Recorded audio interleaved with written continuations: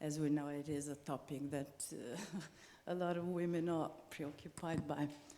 First of all, thanks to Kustrim and Rave Travel for the beautiful organization, as always.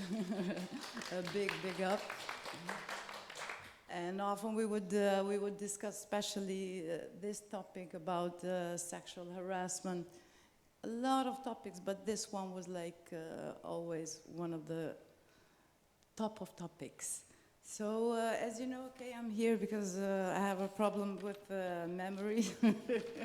So I'm with Alison Guberek, right? Alison, hello Alison. With Ruth Koleva, with Deni Sanxhaku, and Nela Peshovska. I'm Berna, Berna Caka. I'm a radio moderator, journalist from radios, and of course a clubber for all my life. So as we said, today we're gonna speak a bit, we have a topic like safer for us. We're gonna dive a bit into harassment, especially in the dance floor. So probably all of you had problems maybe in the past or now in the dance floor. So we're gonna start immediately, like we're gonna start with you if you want. Let's start like which were the common harassments that you encounter in the dance floor? In the festivals in general, in parties or wherever? Yes, so it's unfortunately it's very common to see harassment on the dance floor, depending on, it's not depending actually if it's a festival or a club or just dance floor in general. And to be honest, I haven't felt like harassment in a physical way. Yeah. That's why I wanted to focus on non-physical ways of harassment.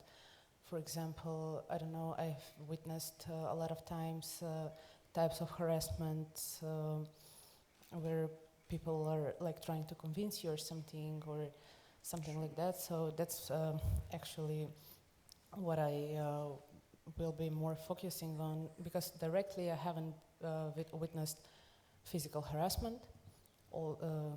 I know friends and I've witnessed people, I've seen people who witnessed it, and I can speak not in the, not for my personal, not from my own experience about that, but for non-physical harassment, definitely it exists and it's there, and it has to be mentioned. Yes. So a lot of times people focus on just physical ways. Physical ways, yeah.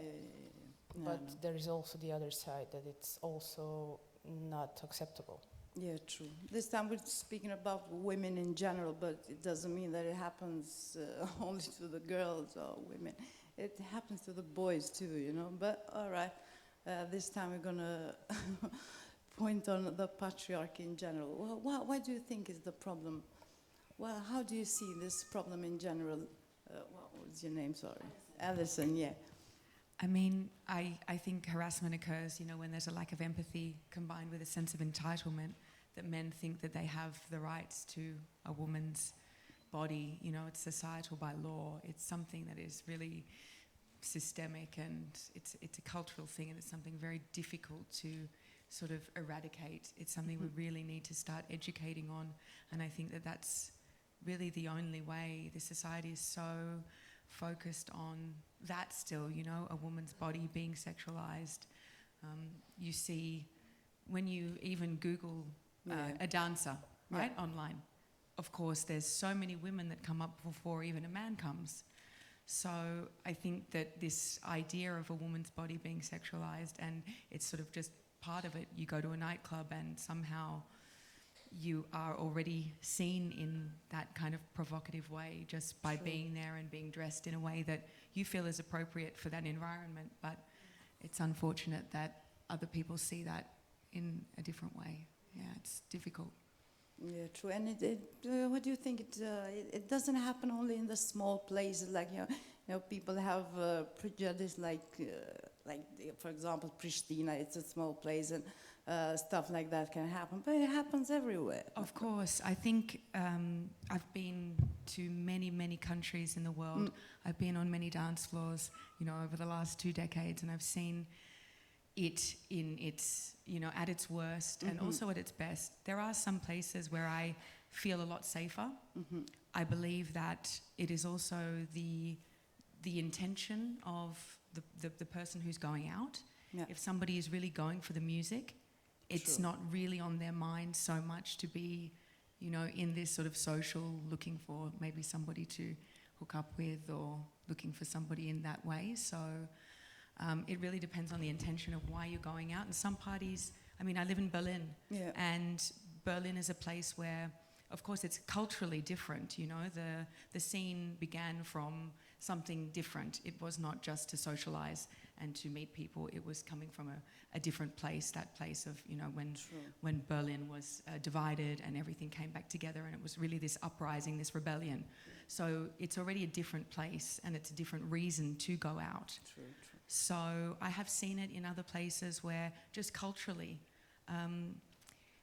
I think women somehow are expected to maybe not be in that environment. It's more that, I'm going out with the boys, you stay home because I don't want you at 3 a.m., in this place getting drunk, or this I have actually witnessed that, that it's something that men then maybe go out with their friends, leave their girlfriends at home and then go out and True.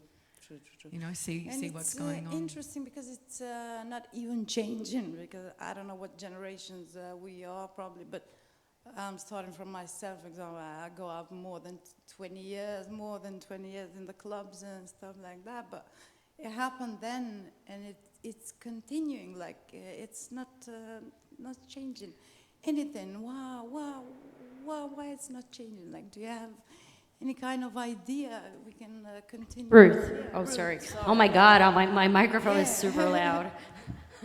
How I'm do you sorry. see it, Your ears Ruth? are okay. No problem. How do you see it, Ruth? Why is this problem is not solving by itself? Is it where the problem stands? I have a very weird opinion on this topic. And I want to state out a few situations throughout my life that I've seen. So defining a dance floor to me is very tricky because in every single place, and I'm not talking even about a country, not talking about a city, not talking about a neighborhood, talking about a specific place. They're different. And it's not the same situation in every dance floor. If you go to a live concert at a festival, at a Nick Cave, I'm just stating out a name, not just an example. Varieties of A variety. Have to be a DJ. Exactly. You have a certain type of experience, while going to another place, another environment is a different one. And I would never forget, and I'm going to be very bluntly honest on this.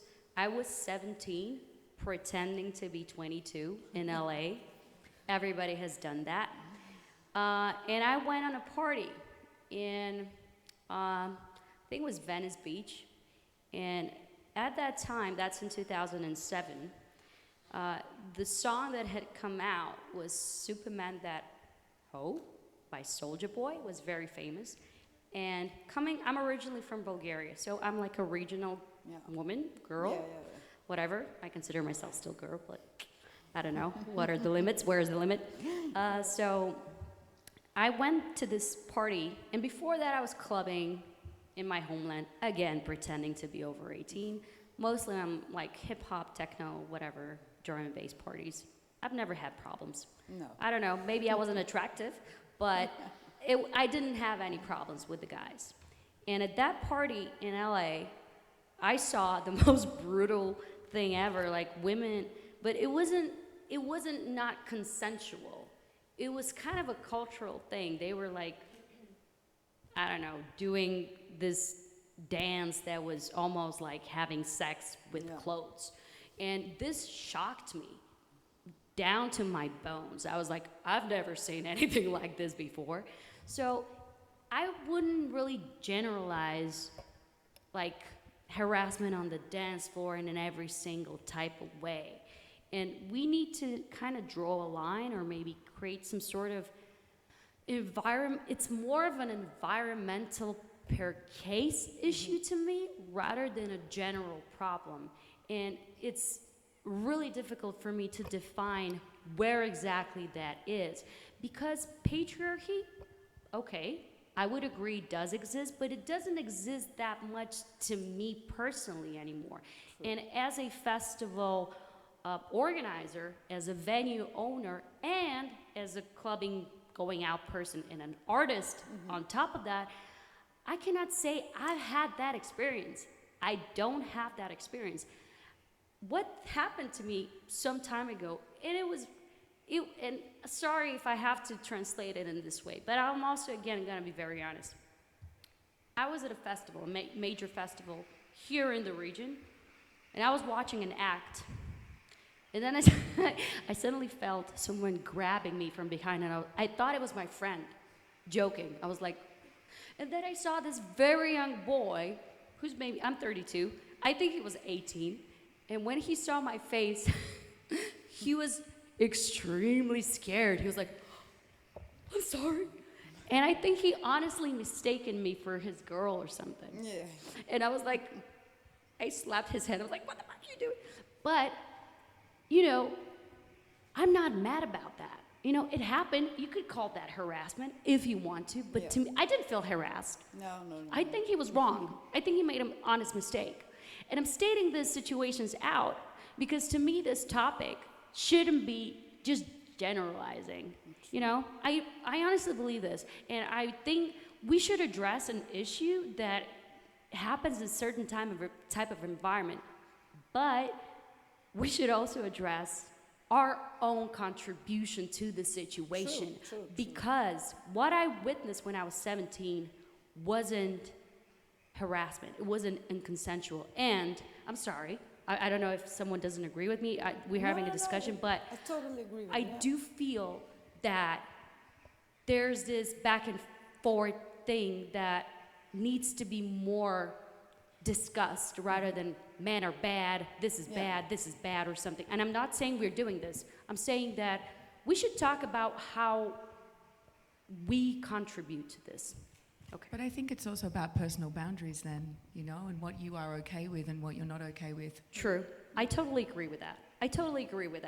But how do we address, how do we say, how do we communicate this? Like, as an organizer, well, how do you see that? How would you prevent that? Well, thankfully, we haven't had this sort of situations, maybe because of the concerts or the content we produce or promote is not, I don't know, in that style. I don't even know if that's a style problem or something. We've never had this. And I always, because I'm part of a female movement back in Bulgaria, and I'm also very involved. I was the face of like Roe versus Wade back in New York last year. So I am involved in the female movement. I'm not defending any side here, but I'm saying this is a more in-depth discussion that we need to talk about. How do we set boundaries? How are they communicated? And also vice versa. Because I've seen women go like, hey, you know, like being very provocative, right? That happens. And, you know, if you're with your girl and your girl's in the bathroom and you're like a good-looking guy, you might not want that affection. But men, I think it's even more difficult for them to be like, oh, this is harassment, right? So it's a 5-hour discussion, which we don't have. True. I totally understand that, but you know. I think it's very difficult to also read somebody's intention in that moment. Yeah. You know, it's incredibly difficult to know whether somebody is approaching you in a friendly, kind manner, or if they're approaching you to sort of hassle you. You know, and it's also not something that you can really deal with in that second. Right. If you like the guy, then maybe it's not hassle. But that's the difference. Yeah. You know, that's why it's a very difficult topic to discuss. And I think there's multiple. I'm gonna kind of dive in as well. It's Sorry, about diving, because I do believe it becomes a bit risky if we make this topic feel like a bit isolated, only from our personal experience, because maybe we have to be aware as well that we do come from maybe some kind of privileged experience. We're not 17 anymore, we're 30 something. We had our own journeys of like feeling more empowered, both in the dance floor or like in every other space. But I think what it stays as a main thing is the fact that if we're talking about the electronic scene on the dance floor, it's a realm that is dominated by men, because nightlife has been dominated by men, because women had no access to it. Me, as young 17, I've been slut shamed because I wanted to go to a bar or to a club. And women access, even when they have access, they access this space with a lot of with a lot of luggage. The fact that a lot of gender stereotypes kind of position women in a specific way, or like kind of having to behave in a specific way, and like dancing and normally expressing their sexuality or their creativity is really judged, not only in the dance floor, but like normally in the society. So having to make space for you to access that and also own that, it has taken, I mean, we have taken a lot of shit for that in a way. But like, for me, it's very important to kind of talk about those gender norms and gender roles, because there is patriarchy in the dance floor as well. Because, I mean, I'm very happy that you managed to have your own space as a venue, but I think that it's not, it's more like an exemption to the rule, because most of the spaces that I know are men promoters, men DJs, men organizers. Where? And, not that I'm here talking, I don't want to do like a witch hunting against men. It's more like masculine values that have to do like with that ownership towards women bodies and the sexualization of women bodies and controlling and policing women bodies. So once we get, like we access that space with a lot of slut shaming, we get in that space and we feel like we really have no kind of freedom to express, because we become subject to very predatory behaviors. And most of those cases, most of those behaviors do come from men. We are aware of that in terms of sexual harassment, sexual abuse, discrimination, bullying, but also not having access to be like kind of in those decision-making structures, even within the electronic scene. So for me, when we talk about like, how do we approach harassment, for me it's like, I'm safer around women.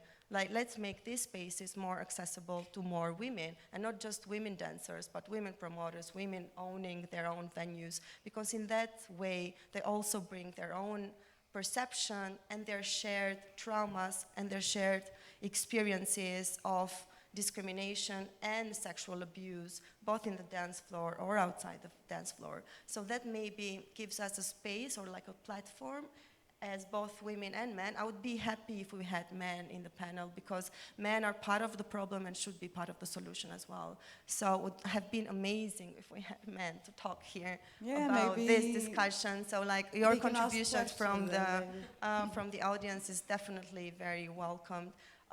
And for me, in order to address the harassment, we have to dismantle this power balance that it is inside the electronic scene, in order like for us to feel more equally, but also like more like respected and approached with dignity. I love to close my eyes when I'm in the dance floor, because that's my way of connecting myself, and that's my way of like how I express myself, which is not easily doable all the time, because like you have to be aware that someone is not grabbing your ass, or it's not like non-consensually drawing you into a hug, which is most of the times like groping you. But this, I think, also has to do with the state that people are in these venues. You know, it's about intoxication and what kind of substances people are intoxicated with. You know, it's difference between alcohol and other things completely. But I totally agree with what you've said. You know, it's really important to also have that space for females to be present in that organization, that ownership. But I would like to say something regarding the movement of booking female DJs. while I really appreciate where that's going, sometimes I don't think that is all that helpful for the crowd. I think sometimes that actually attracts more men to a club or to a party to see a female DJ play, and I have unfortunately seen that in action as well. So for me, I believe the change starts on the dance floor with the people who are coming to the party and the community that you create. All right, it's interesting. Yeah, true. I didn't thought about that. And yeah, especially about the substance use, because we all know in the clubs and festivals, yeah, people do use a lot of substances, and really a lot of, how can I say, shit happened really. And it happened, I've seen with my eyes, it happened to the men as well, you know. A man was maltreated and raped, and it really happened. Well, what do you think? How do they cross the line? Is that only the substance use, or how would you generalize that? What, the substance abuse? Mm-hmm. Well, that's How do you that's prevent, for different. example, That's you already in totally your different venue? panel. If we're talking about substance abuse and the drugs that are changing pretty much every It's other part room. of safety, though. So Well, I don't would know you how to prevent stop the that, drugs I mean, in your if I. venue, for example. Sorry? How would you prevent that in your venue, for Oh, example? You have we're a a live club. venue. We're a live music venue. We haven't seen honestly any drugs in it. To be May I completely ask honest. what time your venue operates? Does it operate overnight into the early hours of the morning? No, we close around 3, 4. Well, 3, 2, that's the maximum. But it's live music, so it's not really electronic music. We kind of have to, again, as I mentioned earlier, maybe draw a line where this more or less happens, which I don't like. I don't like borders or generalizing. It's a very specific, interesting topic, but I do understand that the drugs evolve. So 15 years ago, if people were doing this and this, now they're doing that, and I'm learning that in the gay, LGBT scene, there's like new stuff that I cannot even pronounce, you know, it's something, which makes them very sexual, you know, and it's controlling the substance is a solution, but how? Like, you cannot pickpocket and like strip down people to take their drugs out if they want to take drugs to the venue. they always find ways where to put the drugs in. Yeah. And we've done that. We've all done that. I'm sorry. No, Can no, I- no, please, I because think, it's, free. We have Personally, minutes. I do not believe in like prevention, controlling, securitization of spaces, because I think they just make like a space to feel more harsh and more unsafe. There's a lot of power and authority that we give to security guards, for example, and I've like experienced like a lot of aggression and violence from security guards in the dance floor, which actually also being like high as a kite has really like kind Killed of the vibe. it killed, not just killed, but provided like a lot of trauma after. So like for me, it's like how to kind of reconcept the interventions into those spaces in order, for example, like to have volunteering troops, dancers that have a more caring approach rather than controlling approach. We cannot talk about controlling drugs, but we can talk about harm reduction. So maybe like testing drugs, or like providing information of like what to mix with what, and like, for example, providing free water in the dance floor, which is, there are places in Berlin or in London that they do that. True. And also there are experiences, for example, from Burning Man events or like sex positive festivals that have a more kind of caring politics on how they build, they concept the spaces in order for you to feel safe and to feel like there is always someone who is not controlling nor judging you, but it's there for you to just like, I don't know, hold your hand, give you tea or give you water, or talk you through a bad trip, or even feel safe for you to report sexual harassment. Because what happens, I think also in our regional context, which is also like a small scene, we know everyone, we feel unconfident and maybe ashamed to kind of report someone because that's the friend of someone or like the brother of someone else. So maybe like having these people that come around with a band, armband. Awareness teams, they're called awareness Yes. teams, and they're already starting to be introduced in some major Exactly. festivals around Europe that I know of, and also some clubs in Berlin have already put these in place, because in Berlin they don't have obvious security. You don't. There are security in the venues, but it's not like in other cities where you see the security and you sort of, you're already like, oh, there's a security there. So they have put these awareness teams in that you can go to talk to and say, you know what, I'm not feeling comfortable now. Would it be okay if you just kept an eye on that person or that person? But also in Berlin, I feel that a lot of people, because it's coming from a different culture, people do look out for each other a lot more.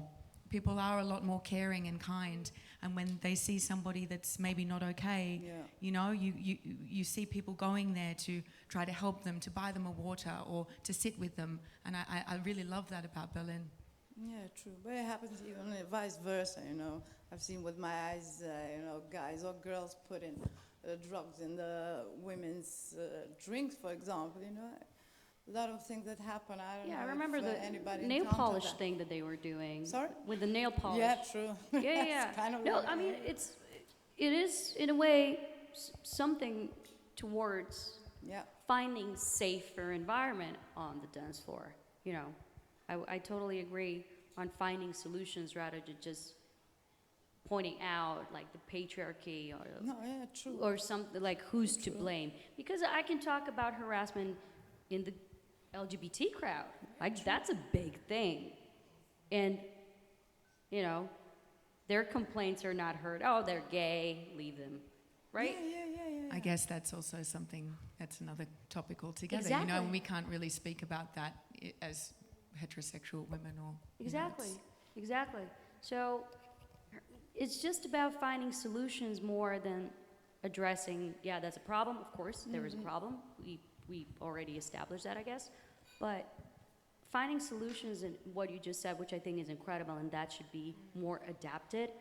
Festivals, venues, safer, safe spaces, safe people, safe ways. And right? that also comes from, I think, the door policies, the crowd control. Exactly. That is the key point, when you know who is coming in, when you can sort of ascertain the type of person and what their intention is before they even walk in the door, that is already a step forward and creating that safe space. You don't let big groups of guys in, when you see that kind of pack mentality, because that is also an issue.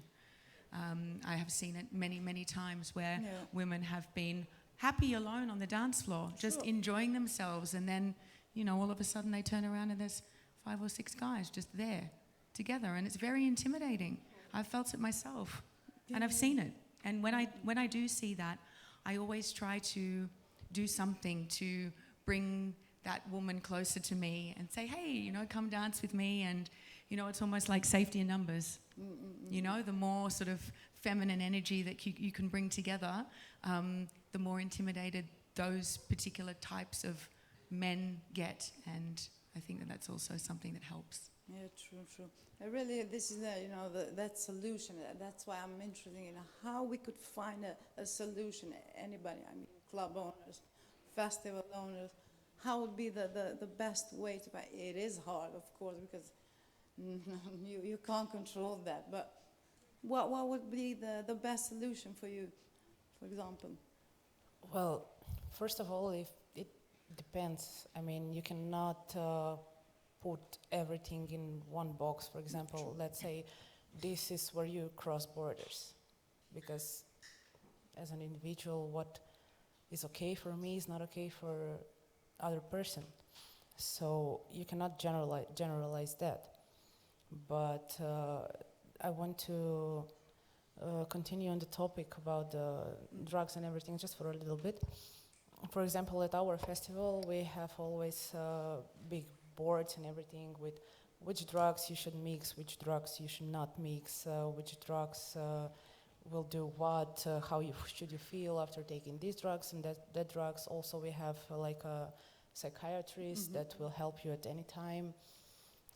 So people feel safer with that, because as we know, festivals and clubs are where people go to party and to feel like some kind of freedom. And escape. Yeah. And usually people do not want to experiment with drugs or something at a library. during the day. So that's why they go to party, to meet new people, to try something if they want to. And we cannot pretend that there are not drugs in the clubs or at the festivals or anything, but let's just educate the people what is okay, what is not okay to feel, what is okay to feel, how to act when you feel certain things. So that's proven to be successful. And also, for example, our audience at the festivals have always, because when we organize the festival, we always have a lot more security than needed, just in case. Are they usually male security? Yes. But I mean, I don't know, that's probably because male are more interested in that job position. No, for sure, but I think also having that female presence in the security is something that makes a difference as well to the general feeling there. Do you think that COVID and everything that we've been through in the last 2 years, regarding just being social in general, has affected how people are? Maybe people's personal physical boundaries have changed, and also the way that we connect with people now is sort of different. I mean, it's really the only way that you can connect with people in real life if you go to a social event. I'm just curious of how you feel about that. In all honesty, I don't think they're like, we're at the point now where we were before COVID. People just automatically went back to what they were, in my opinion. I don't see that physical boundary or any sort of difference, but people got sick of the masks and the 2 feet away and all that. And even more being it actually exaggerated, because it's like a dog being in the cage for 2 years. So Some you of think them, people want to get closer maybe now after? I do think that some do want to get closer. The majority to me is back to what they were, and they're enjoying themselves, whatever their interest is. But some of them, yeah, it is exaggerated, especially this sort of hardcore party people that are, Thursday to Sunday, full mode at a club. They're, you know the type. Yeah. I mean, you know the type. So they're like, yeah, we're back. So it is happening, but again, the physical boundary, I don't know. I don't know if it's that defined because of COVID. I don't think that's what really is making quite of a difference here. It's about the mindset and the mentality, and of course, I like the drug point, because that really exaggerates as well the emotions and the like. And I've seen this with both men and women. Again, to be fully honest, men are a little bit more, physically stronger and more autocratic. But women are also, I've seen girls that will be like, okay, we gotta take you home. Let's go. You're half naked. So Do you think that those men feel harassed, or you think that they feel pretty comfortable with that kind of behavior? I don't know. I'm not a man. I cannot be in a man's head, but I can see that a woman is not okay, and I'm like, we've been there, and helping a girl out is, to me, like, that's like a rule. One point I want to address is like female coalition type of collective protection, because I've seen situations, maybe you all have, where a girl is pissed drunk, she's not fine or whatever, high, and we leave her out and like, maybe this is her boyfriend or something. We need to kind of stick more as a pack. We lack the pack And mentality. I think that's the most important thing, which is something that I want to bring to this industry from that perspective. I really think Totally. that is the key to all of this, and changing things starts there. To be more together. Absolutely. Maybe I would like absolutely. to reinforce as well, like what we mentioned earlier about education. So education and solidarity for me are like very important concepts, not just like in the dance floor, electronic scene, like everywhere, in the feminist movement, because like it feels like. First, like education is like so important for us, like as well to understand where our physical boundaries are, like what is my private space, and as well like it took us so long to be able to say no to someone that wants to dance with us, to someone that wants to have a conversation when we don't want to have a conversation, to someone that wants to provide shots or whatever. So being able to like be in that space when I can finally say like, you know, I'm on my own and I'm very comfortable with that. I'm not looking for company. It's like very, it's like a relief. It's very liberating, but it requires like a long journey, like a lot of kind of practice and like talking to each other, and as well like a lot of educating. But like the solidarity that you mentioned earlier, like the fact that maybe like we don't stick to each other so much, or like maybe we don't even call out when we see something, or like for example like being witnessing of a harassment and we're just like normalizing that by letting it go, that maybe it's their friend or whatever. But you can't know, that's the problem. You really can't know until you get involved, and perhaps it's not a situation where you should get involved. That's why it's a very grey area as well. Well, I think. it's invasive, it's invasive. I've seen things in clubs that are very open as well, where this kind of behaviour is almost encouraged, and it's like I've seen things that in hindsight I have still kept with me, that should I have said something or should I have not? Because I didn't know. Say, but I didn't know. I'm the one, I'm like, I don't care, I might be wrong, I'm gonna apologize or whatever. I'm like, but that's also, we either have to, you cannot decide for everyone, but we need to be able to take a stand. Like, just, you know, think more as it's a two-way thing, right? It's not just, oh, okay, something's going on there, what's going on. It needs to be some sort of a communication, because let's be realistic. Some things to me that we mentioned are not realistic. Female security, to me, is not realistic. Whoa. Women, to me, are not going to step up and they're gonna be afraid to be harassed as being security. You know what security is? You're dealing with drunk, aggressive men and women. I've seen women being super aggressive. Do you want to be that? Like the demand and the supply are not matching. So having equal parts security female, to me, I don't want to. I don't know about equal, but at least some kind of female presence. Let me just finish. I think presence, but not in a security form, more of a, you know, some sort of a, I don't know, a supervisor is a word here, but, you know, like a specialist is realistic. But security, I'm not, honestly, I don't really see I it. I had my security license for many years back in Australia, and I was very proud to be that person actually, and making Good for you. That's women amazing. feel comfortable, and that's something that that the only reason why I said it is because that's something that is That's amazing. important to me. Yeah, explain us how, an example for example. I mean, I loved having the opportunity to be able to do that for myself and to be going through the training.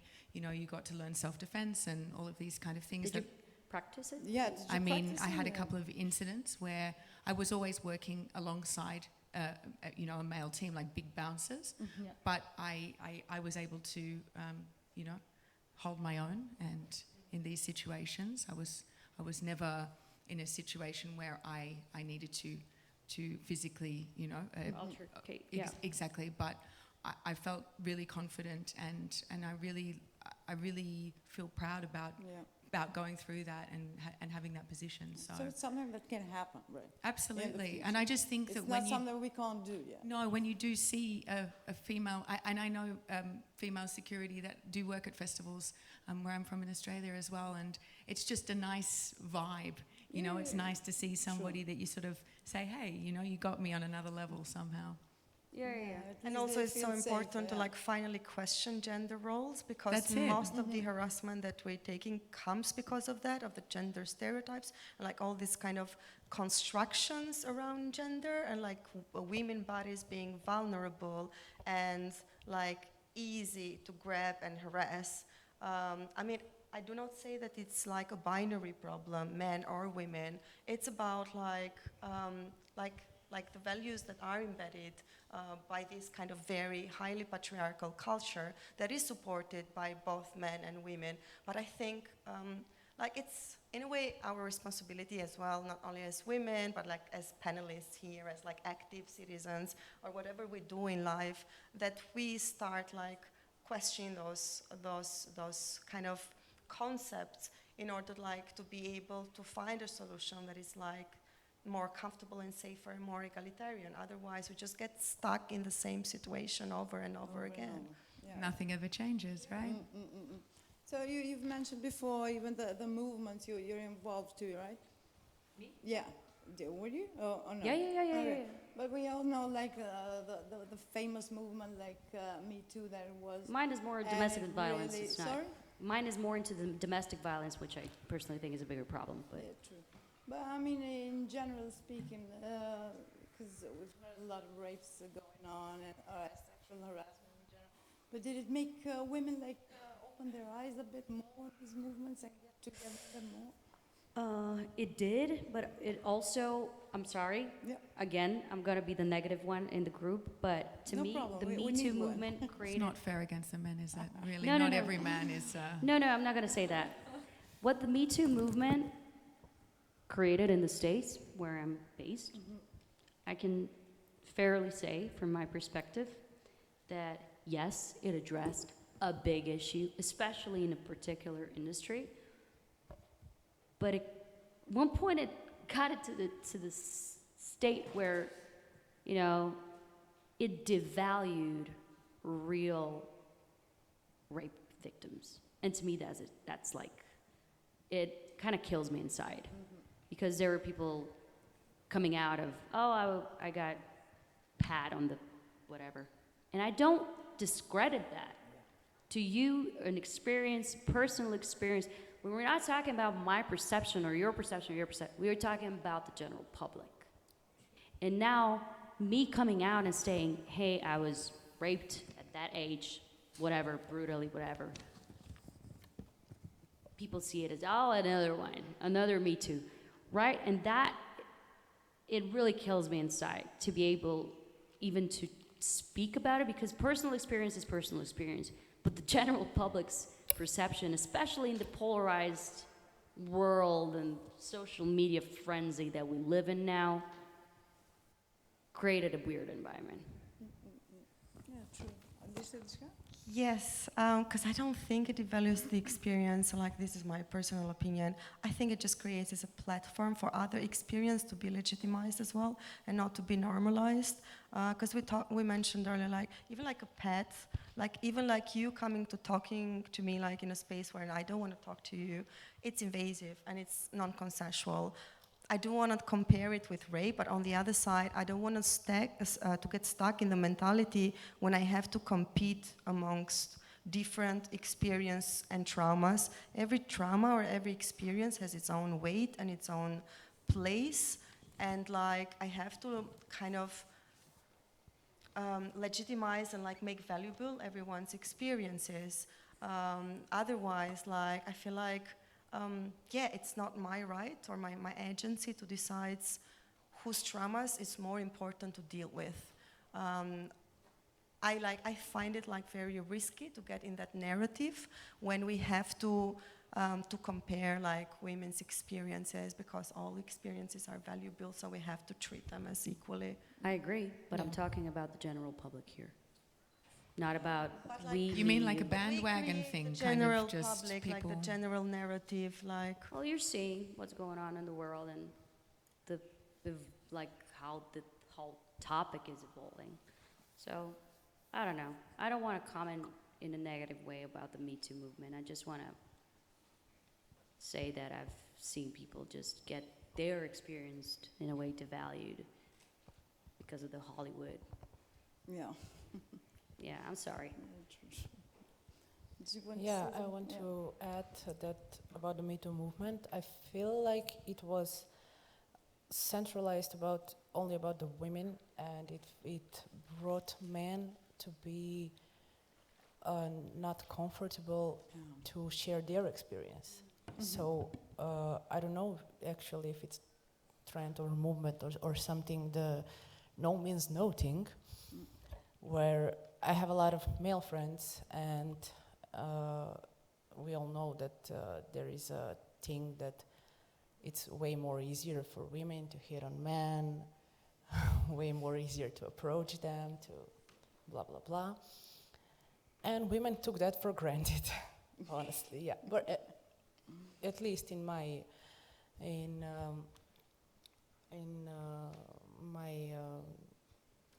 don't know the word, in my group of people that I'm hanging out with. So, yeah, my social circle. So I witnessed situations where girls approaches a man and the girl does not accept no for an answer. No. So that's why I think the no means no thing, it's way more open to be a target to both genders and for male and for men and women. And that Me Too movement actually, I think that it kind of brought men to like not be free to say that, yeah, I've been raped too. Yeah, true. Because Yeah, it's harder for them, right? yeah, it's harder, and I don't know about around the world, but in Macedonia, where Especially, I'm that was going to say, in certain regions, you can Man continue. can't say anything. There, especially because we were from the Balkans. True, yeah. We hear if a man says, "Oh, I was raped by a woman," they're gonna laugh him. They're gonna make fun of him. No one's gonna take him seriously. So that's why I think we're a little biased here, because in our region maybe things in that sense are different. I do have the other part of me that's the American thing, but here it's a little different. But I'm sorry to cut you off, Nela, because that's what I wanted to say. When a man admits that he's been raped, society is like laughing. Men probably give him a high five, like, yeah, man. Yeah, but society is laughing, like, what are you complaining for? And Yeah, like, you're lucky that you got raped, right? yeah. Interesting. There's just something that I would like to add to that, though, because it feels like it has to be women's responsibility as well to create space for men. It's not. I mean, our responsibility is to like make our collectives, feminist collectives, to be open, to talk on how patriarchy is violating men as well. I'm definitely keen, and like in my circles, we talk about that a lot, about like how masculinity is kind of detaching men from their spiritual and like their emotional or vulnerable side, definitely. But it's not women's responsibility to create those spaces. The spaces that we create as women, they are like beautiful spaces. They are spaces to empower, because sharing the collective traumas or being in the streets together, it really empowers us. And I would love to see men do that as well, to kind of collectively build a culture when men can share their traumas as well. But let's not put it on our shoulders, because it's a very heavy weight to carry, actually. Yeah. well, Okay. there's a lot of women who says men should provide, men should do the hard work, men should do this. And in a lot of places, it's women who kind of raise the son. Maybe here, yeah, mama's boy type of thing. So I find it a big part of the problem being the mother. And I'm sorry to all the guys who were raised by their moms. They're probably very nice mothers and very nice sons. But we did an analysis a few years back. We wrote a paper with me and one of my best friends about, again, violence, domestic violence, and how a boy's behavior has been always excused by their mom, and like he was allowed until the moment he just didn't feel bad about slapping his girl, like beating her up, and like that to me is in a big way a fault of raising the child in that example. Yeah, true. The allowance. But this is cultural things, and it's Well, it's we're very talking about a lot of difficult It has a to- lot points. to be point. Yeah. So it's, I'm not talking, lot to as I work said, on, yeah. regional again. Yeah, true. Girls, it's about time we end the night for That was a very quick one, wasn't Yeah, it? it Felt was a quick. quick one, I don't know, actually. how was it for you guys? an hour. Yeah. past an hour, so I will thank you very, very much, girls. So I hope we'll meet again somewhere. Thank you for Maybe having with, us. Other point. Thank you, guys. Thanks, everybody. Sorry? I don't know if we have time. We can ask the organizers. Yeah. Yeah.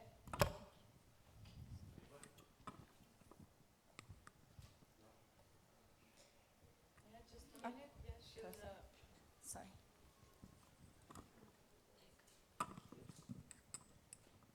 Hi, thank you for the discussion. It was very interesting.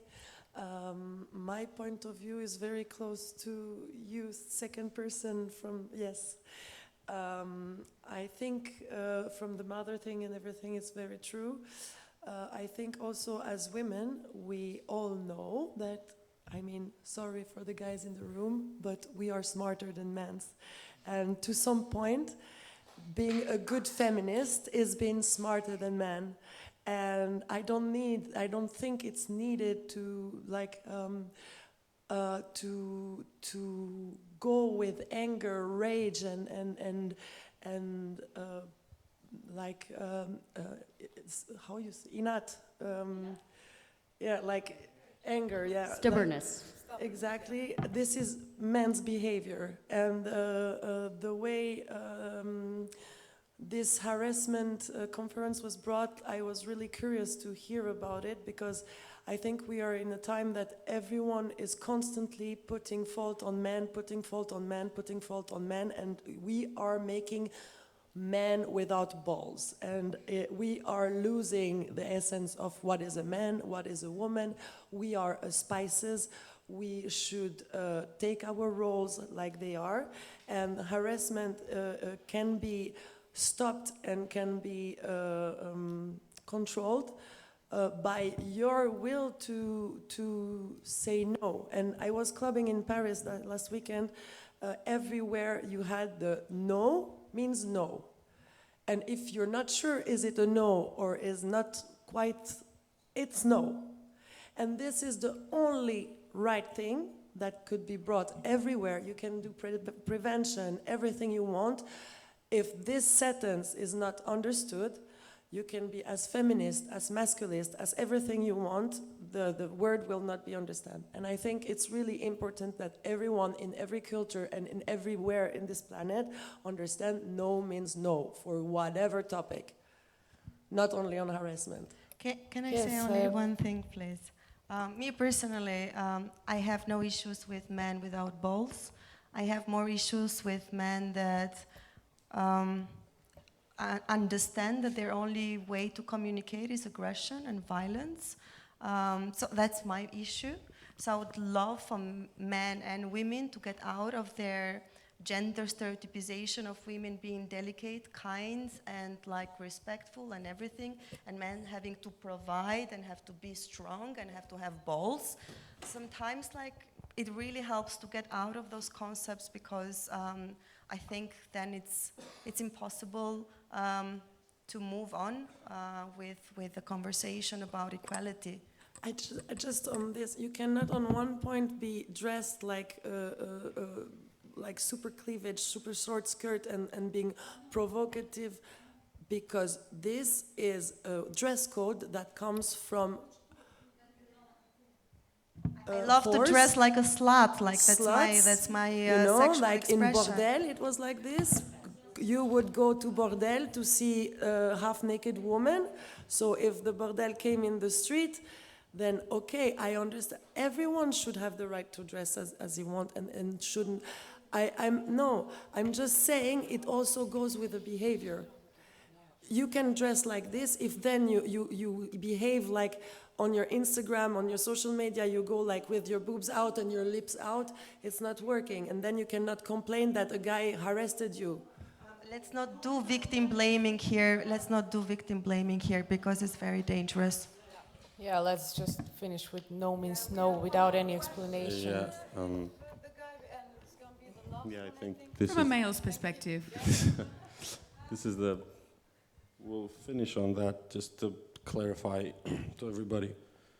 See, there's a need for debate because you have one side and you have the other, and this was This was born from a conversation I had with Deni, actually. It was a quick conversation when she told me at one of our festivals that we're doing that she didn't feel safe. And then a thread follows another thread, a thread. When somebody didn't feel safe, out of 10, if 3, 4 didn't feel safe, if 9 didn't feel safe, we need to discuss. And it's something on the dance floor. But of course, things from the dance floor, they have branches onto everything. So it's a discussion that needs to be done every day, actually, and this is going to continue to happen here at the conference next year as well, when we're going to come with presentations of people on how to fight it. Thank you, lovely women, so much. And, thank you. Thanks for the questions, and thanks everybody, because this is really a topic that, as he said, it must be speaking about like every day and every night till we can see the changes. But yeah, okay. Thank you guys. Thank you very much. We'll see you next year. Huh? Thanks, girls.